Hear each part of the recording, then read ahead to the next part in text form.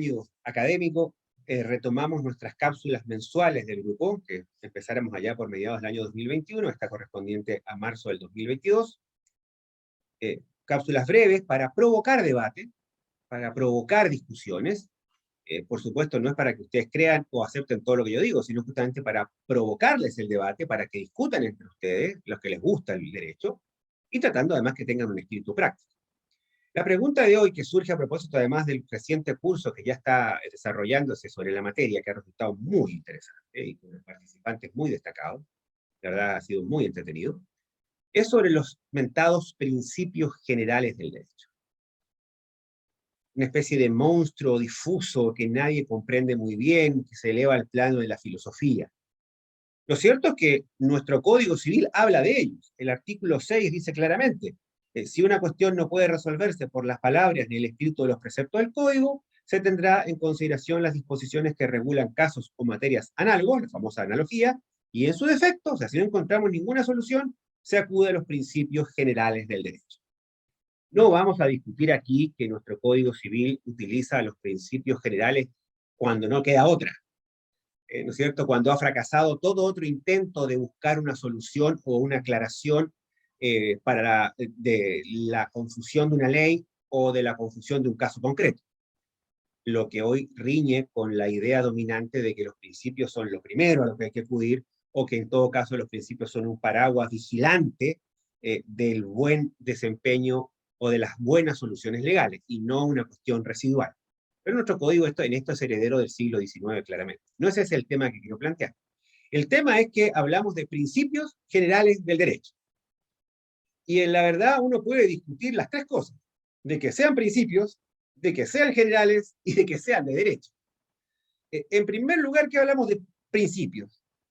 Que son bases, son iniciales, son antes de la ley, pero en realidad si uno los escucha, la buena fe, el no enriquecerse, el no abusar del derecho, en realidad son ideas construidas desde la ley. O sea, se analiza todo el ordenamiento jurídico, incluida la Constitución, y dice, estos son los principios. Entonces no son principios, sino que son secundarios, son segundos, ¿me entienden? No son principios, sino que son consecuencias del ordenamiento. Entonces la expresión principio estaría muy mal utilizada, porque no están al principio de, sino que están dentro del sistema. Algunos dicen, no, sí son principios porque son verdades reveladas. Son designios, algunos dirán, de Dios, divinos, otros dirán de la razón suprema, que rigen el comportamiento humano aunque no hubiera ninguna ley. Eso supone que los seres humanos, aunque no hubiera ninguna ley, nos comportaríamos razonablemente o con apego a la ley divina. Esto depende si uno es creyente o no es creyente en el derecho natural y qué tipo de derecho natural, pero no vamos a entrar en esa discusión. Tengo mis serias dudas que si no hubiera ninguna ley, los seres humanos nos comportáramos de esa manera. Entonces, lo cierto es que se puede discutir la expresión principios, también que sean generales. Es muy difícil pensar en un principio general a todo el derecho. Tal vez la dignidad humana, hoy en día, pero la mayoría son principios sectoriales o particulares, la buena fe en los contratos, el no enriquecimiento de la responsabilidad, el non bis in idem en materia procesal y sobre todo en materia penal,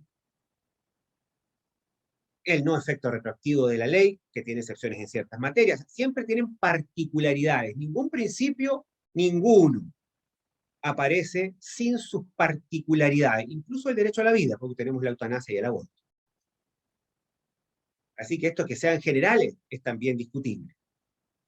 Y ni hablar de que sean de derecho. Si yo digo que el principio es la dignidad humana, ¿qué tiene eso que ver con el derecho? Es una regla moral, ética, que el derecho puede recoger, admirar, procurar, ayudar a que se cumpla, pero no es propia del derecho, sino que es de la vida humana misma, es de la ética, es de la moral.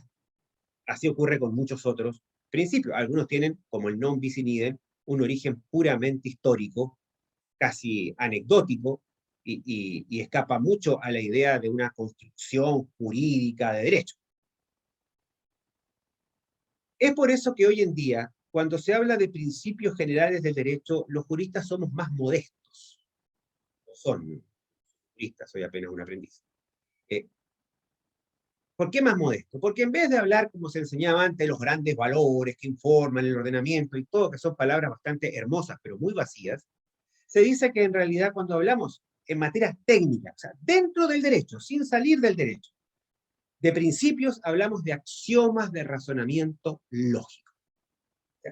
Eh, Fórmulas que expresan resumidamente lo que es lógico esperar que ocurra como consecuencia del derecho.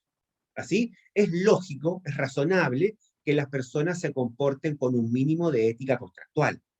Es lógico, es razonable que una persona respete la propia palabra y no actúe contra los actos propios. Es lógico y razonable que las personas no se enriquezcan a costa del empobrecimiento ajeno sin causa. Es lógico y razonable que una persona repare el daño que ha causado. ¿Se entiende? Entonces, los principios serían respuestas lógicas que utilizaríamos ¿cuándo?